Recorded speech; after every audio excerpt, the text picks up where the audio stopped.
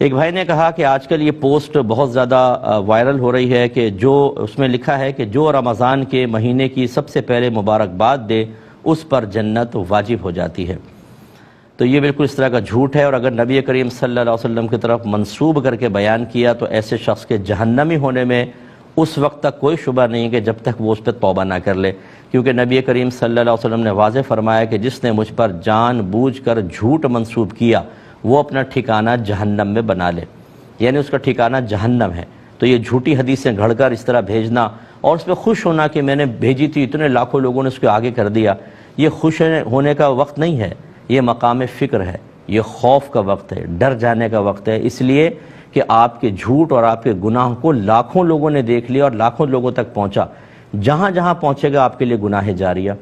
اتنا بڑا گناہ، ایک سنتا تو کم گناہ تھا، دو کے پاس پہنچا زیادہ گناہ، تین کے پاس زیادہ گناہ، لاکھوں کے پاس پہنچا۔ اب میدان محشر میں اس گناہ کو جو آپ نے پھیلایا اور عام کیا، اس کا وبال بھی اتنا ہی بڑا، تو اس پہ خوش ہونا چاہیے کہ آپ کو کوڑے پڑیں، آپ کے تھپڑ پڑیں، آپ کو بے عزت کیا جائے، آپ کو ذلیل کیا جائے اور آپ خوش ہو رہے ہوں، تو دیکھنے والے کیا لفظ آپ کے لیے کہیں گے وہ آپ خود سوچ لیجئے۔ میں یہاں پہ اس کی جرات نہیں کر سکتا، لیکن بہرحال خلاصہ کلام یہ ہے کہ جو ہمارے ینگسٹرز ہمیں سن رہے ہوں، نہیں سن رہے تو ان تک آپ پہنچا دیجئے جو ہمیں سن رہے ہیں کہ خدا را ایسی حرکتیں نہ کریں،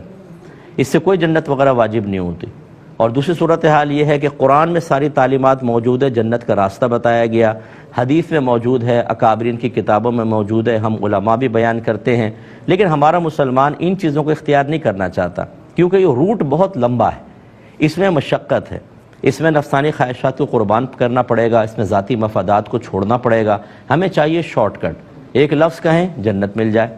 ایک مبارکباد دیں جنت مل جائے، اتنی آسان ہو گئی ہے جنت۔ دنیا حاصل کرنے کے لیے آپ صبح سے گھر سے نکلتے ہیں، شام کو گھر میں آتے ہیں، دھوپ میں کام کرتے ہیں، بعض اوقات آپ گالی تک سنتے ہیں، برا بھلا سنتے ہیں، اپنی عزت نفس کو مجروح کرتے ہیں، لیکن بہرحال سننا پڑتا ہے، باس کی بھی سننی پڑتی ہے اور افسر کی بھی سننی پڑتی ہے اور مل کے مالک کی بھی سننی پڑتی ہے، تب کہیں جا کے ایک سیلری ملتی ہے جس سے آپ کا مہینے میں گزارا ہوتا۔ اس کے لیے ہم سب چیزوں کے لیے تیار ہیں، لیکن دین کے لیے مشقت اٹھانے کے لیے تیار نہیں ہے، یہ غلط طریقہ ہے، اس طرح کے شارٹ کٹس کی طرف بالکل نہ جائے۔